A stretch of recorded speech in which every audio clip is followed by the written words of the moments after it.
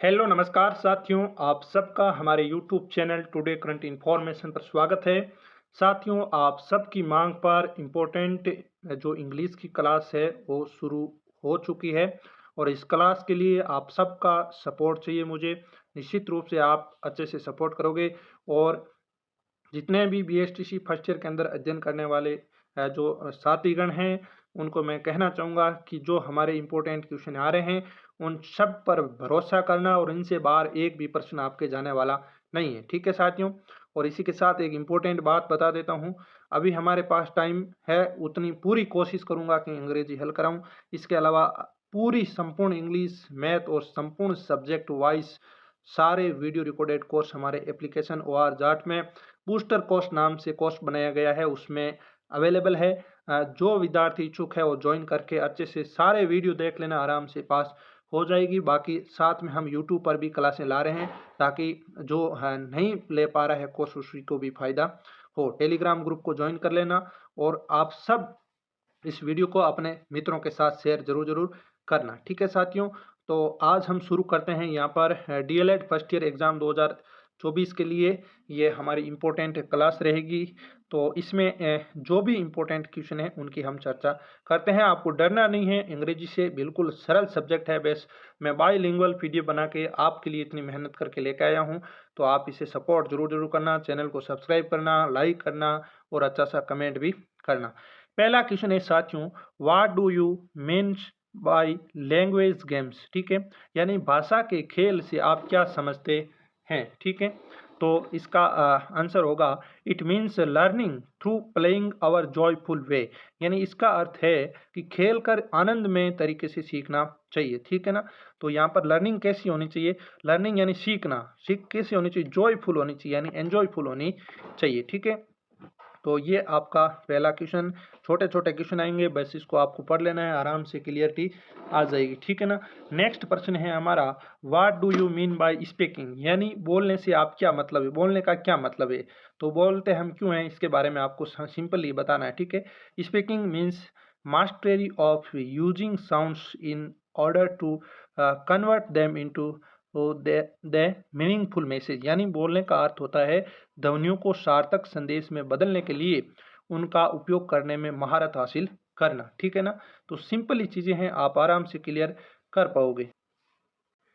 Next अगला question है हमारा कि what is another name for intensive reading? ठीक है ना? तो इंटेंसिव रीडिंग का मतलब क्या होता है साथियों? यानी जो गहन अध्ययन होता है, पठन होता है, उसका दूसरा नाम क्या है? तो डिटेल रीडिंग होता है। क्या होता है? Detail reading. इंपॉर्टेंट, ध्यान रखना, आपको इतना ही ध्यान रखना है उसमें। इंटेंसिव रीडिंग का मतलब अन्य नाम पूछे तो हो जाएगा डिटेल, यानी डिटेल से रीडिंग करना, यानी विस्तृत रूप से पठन करना। ठीक है, आगे है चौथा प्रश्न, what is the main M of reading? यानी जो पढ़ने का मुख्य उद्देश्य क्या है? तो इसका आंसर है to correct pronunciation, stress and intonation. यानी उच्चारण, तनाव और जो स्वर शैली को है वो सही करने के लिए है पढ़ना जरूरी है। पढ़ने का मुख्य उद्देश्य भी यही है, to correct pronunciation, stress and intonation. यानी जो उच्चारण हमारा सही होना चाहिए, जो हमारी तनाव है वो कम होना चाहिए और जो स्वर शैली है वो भी अच्छी तरीके से होना चाहिए। ठीक है, नेक्स्ट क्वेश्चन है, व्हाट इज स्किमिंग? स्किमिंग क्या है?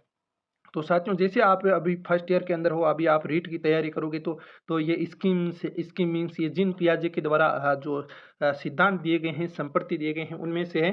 तो आपको सिंपल ही ध्यान रखना है, स्कीमिंग इंग्लिश में आपको इसका आंसर लिखना है, skimming is reading but at once fastest speed. यानी जो स्कीमिंग्स पढ़ना है लेकिन सबसे तेज गति से है। ठीक है, तो ये स्कीमिंग्स है। ठीक है ना, स्कीमिंग है। ठीक है, आगे हम नेक्स्ट बात करते हैं। छठा प्रश्न है, आपको साथियों ये चीज़ें सब लिख लिख के याद करनी होगी। जैसे मैंने सुना दिया है, चीज़ों को समझा दिया है, ये ऐसी है, तो आप इसको कॉपी में लिखें। 2-4 बार लिखोगे तो ये लिख पाओगे। सुनने से आपको याद रह जाएगी, लेकिन आपको मीनिंग आएगी तभी आप पेपर में लिख पाओगे, नहीं तो नहीं लिख पाओगे। ठीक है, अगला प्रश्न है, what is meant by local comprehensions? ठीक है, तो स्थानीय समझ में क्या तात्पर्य है? स्थानीय समझ क्या होती है? ठीक है, इसका आंसर है the ability to locate and identify individual points of information and draw inference from them. यानी जो सूचना के अलग अलग बिंदु को खोजने और पहचानने और उनमें निष्कर्ष निकालने की क्षमता है, उसको हम क्या कहते हैं? लोकल कॉम्प्रिहेंशन बोला जाता है, ठीक है ना, स्थानीय समझ बोला जाता है। तो ये जैसे प्रश्न है इसको आपको लिखना है, तो लिखोगे तो आप आराम से इसको क्लियर कर पाओगे, ठीक है। व्हाट इज स्कैनिंग, यानी स्कैनिंग क्या होता है, ऊपर मैंने बताया था स्कैमिंग और अब बता रहा हूँ स्कैनिंग। दोनों प्रश्न इंपॉर्टेंट है साथियों, ये सारे पीडीएफ है, बहुत बहुत इंपॉर्टेंट है। हमारे टेलीग्राम के अंदर ये पीडीएफ डाल दूंगा, आप सब लोग इसको है लिख लिख कर याद कर लेना, ठीक है।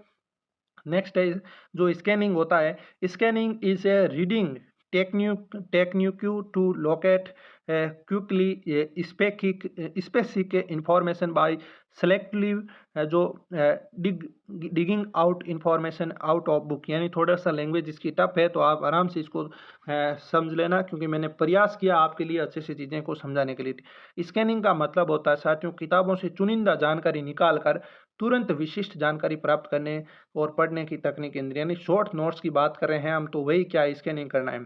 जो आपने एक पन्ना लिया तो इसको आप जो जैसे बोलते हैं ना अपन अखबार को अपन सरसरी नज़रों से पढ़ते हैं, तो जो हाईलाइट बातें हैं वो भी देखते हैं कि आज वहाँ ऐसा हुआ, तो बाकी डिटेल हम नहीं देखते, वही क्या है स्कैनिंग है। तो सिंपल ही है, इसको समझ लेना। इस वीडियो से अधिकतर प्रश्न आपको पेपर में देखने को मिल जाएंगे। नेक्स्ट है यहाँ पर डिफाइन ए फ्रेजेज, यानी एक वाक्यांश को आपको परिभाषित करना है। तो phrases is a group of two word, यानी जो वाक्यांश है दो शब्दों का क्या होता है, समूह होता है। तो जो सिंपली आप हिंदी और इंग्लिश के अंदर आपको समझना होगा और लिख लिख करके याद करना होगा, ठीक है।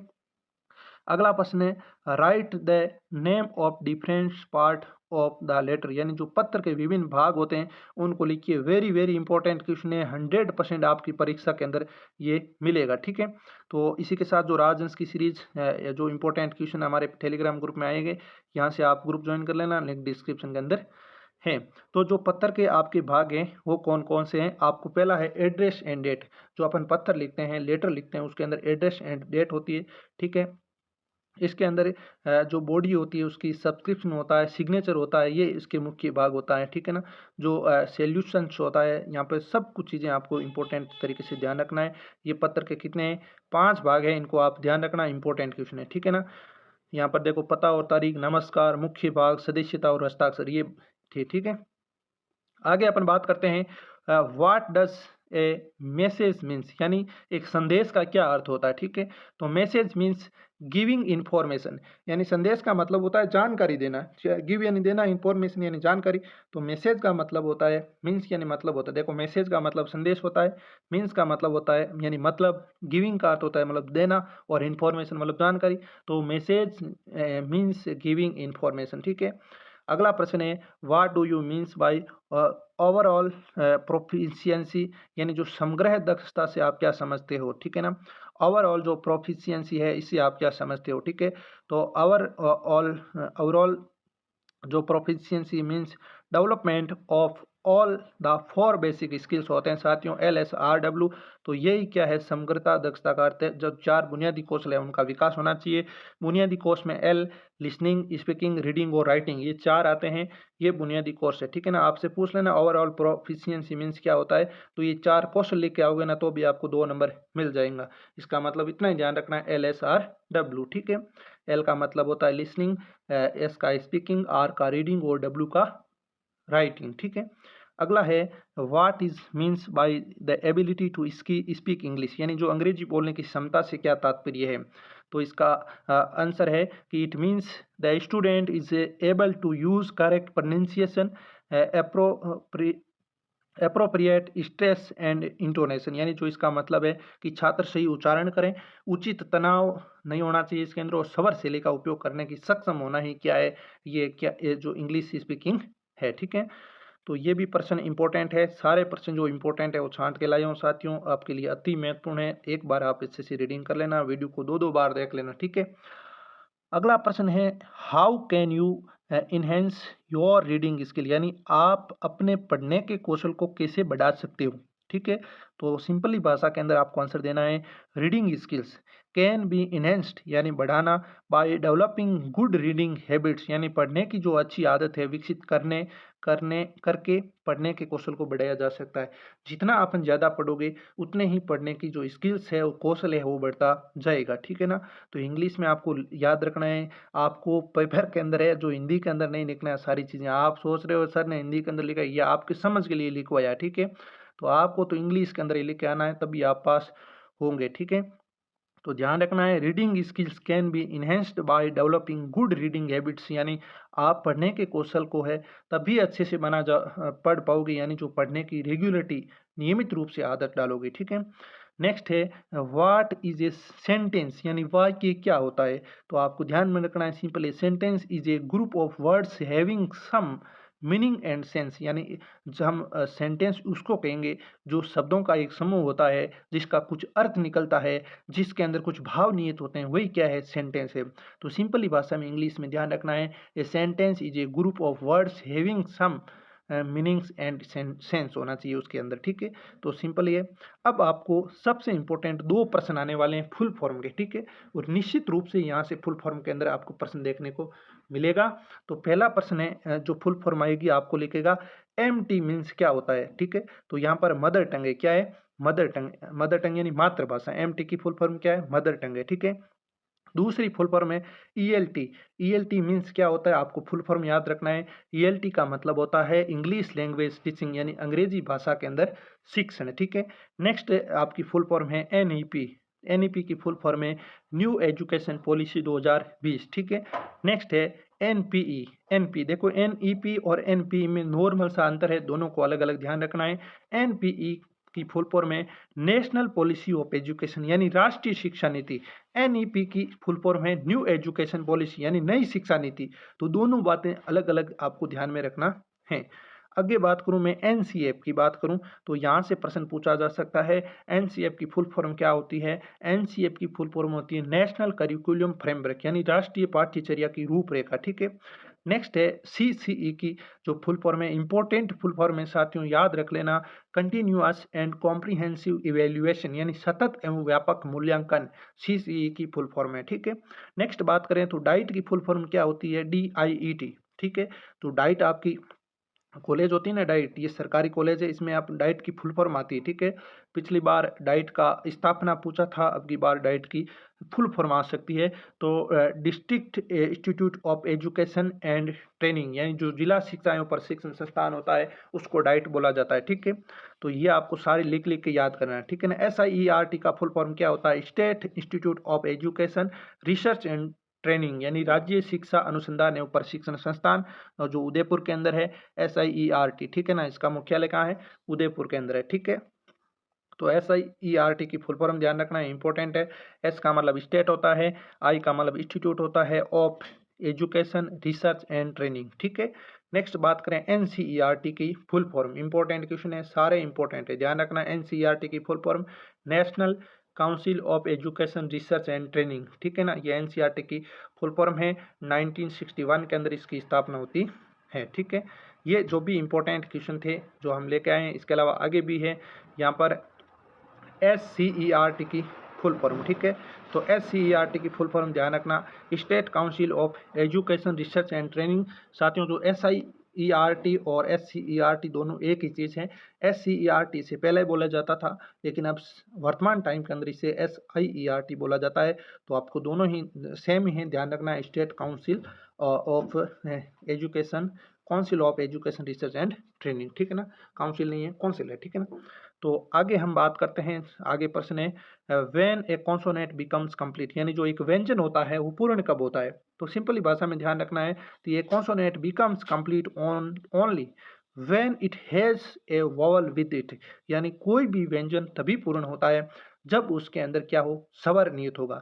जैसे अपन सिंपली हिंदी भाषा के अंदर बात करें तो ये कै कबूतर है। ठीक है ना। तो कै कबूतर के अंदर ए, ये वावल का मतलब होता है स्वर। ठीक है ना। यानी कोई व्यंजन तभी पूर्ण होगा जब इसके अंदर ये स्वर होगा। ठीक है ना। तो कै और ए मिलके क्या बनेगा, पूर्ण व्यंजन बनेगा। ठीक है ना। तो ये सिंपली भाषा के अंदर आपको ध्यान में रखना है कि एक व्यंजन पूर्ण कब होता है। तो सिंपली ध्यान रखना है, a consonant become complete only when it has vowel with it. ठीक है ना। तो वावल का मतलब होता है साथियों स्वर। ठीक है ना। यानी जो स्वर है व्यंजन में मिलेगा तभी वो पूर्ण हो पाएगा। ठीक है। What is consonant cluster. ठीक है। यानी व्यंजन समूह क्या है। तो it in a consonant cluster two consonants give only one sound, यानी एक व्यंजन समूह में दो व्यंजन केवल एक ही ध्वनि उत्पन्न करते हैं तब वह व्यंजन समूह बनता है। ठीक है ना। छोटे छोटे प्रश्न है, सबको याद करना है। नेक्स्ट है व्हाट इज मेंट बाय आपके कनेक्टर, ठीक है ना। तो कनेक्टर से क्या तात्पर्य है?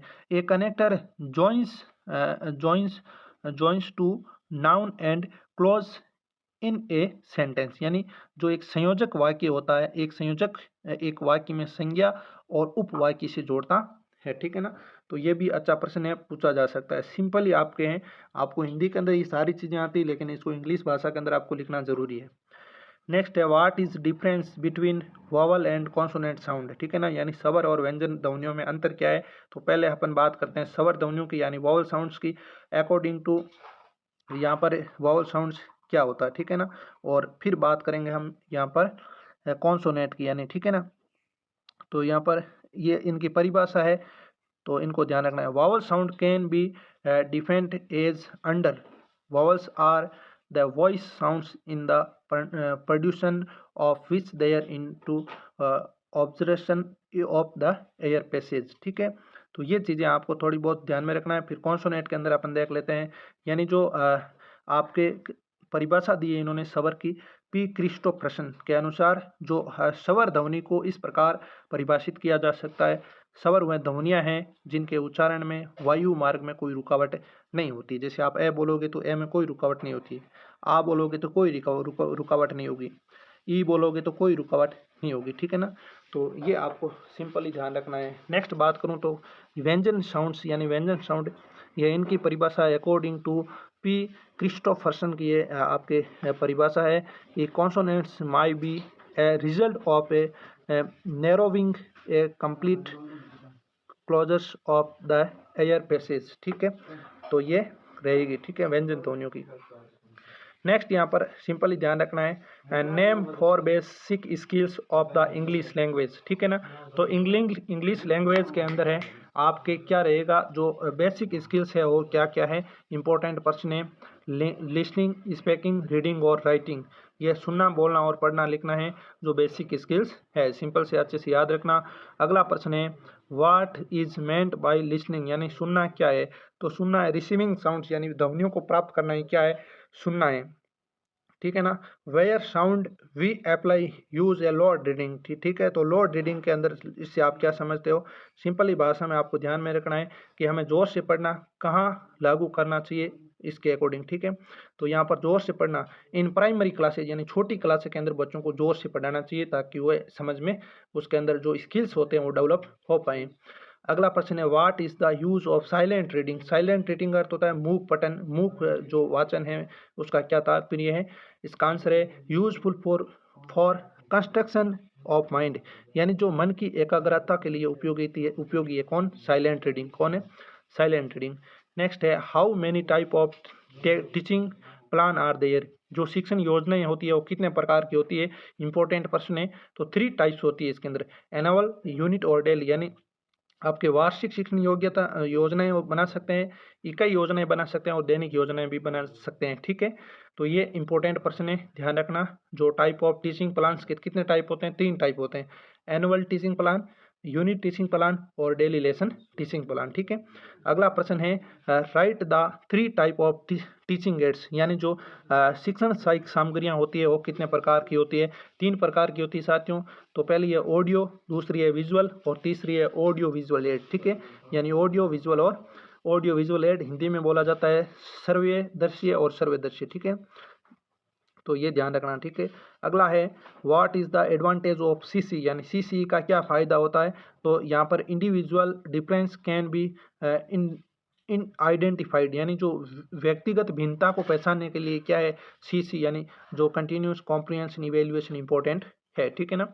यानी सतत एवं व्यापक मूल्यांकन के लिए फायदा क्या है? एक क्लास होती है उसके अंदर सतत एवं व्यापक मूल्यांकन के द्वारा हम देखते हैं कि कौन सा बच्चा टैलेंट है, कौन सा बच्चा कमजोर है, कौन सा बच्चा औसतन है, उसी के लिए सीसी यूज होता है। तो यहाँ पर individually difference can be identify, यानी कुछ जानने के लिए, पहचानने के लिए इंपॉर्टेंट है। आगे अपन बात करें 12 नंबर प्रश्न है what is the advantage of portfolio. Portfolio से आप क्या समझते हो, क्या तात्पर्य है, इसका फायदा क्या है, ठीक है। तो यहाँ पर है इट प्रोवाइड्स ए जो संचयी रिकॉर्ड होता है, जैसे कम्युलेटिव रिकॉर्ड होता है, उसके लिए ये पोर्टफोलियो इंपॉर्टेंट है, ठीक है ना। आपको ये एक मीनिंग ही ध्यान रखना है, संचयी रिकॉर्ड, ठीक है। आगे अपन बात करते हैं। नेक्स्ट प्रश्न है हमारा, what is the advantage of checklist.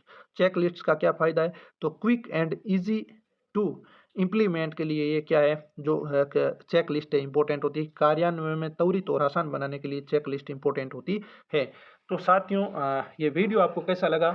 सारे इंपॉर्टेंट क्वेश्चन थे इंग्लिश के, मैंने हल करवाए हैं। आशा और उम्मीद है कोई छोटी गलतियाँ होगी तो वहाँ आप सुधार लेना।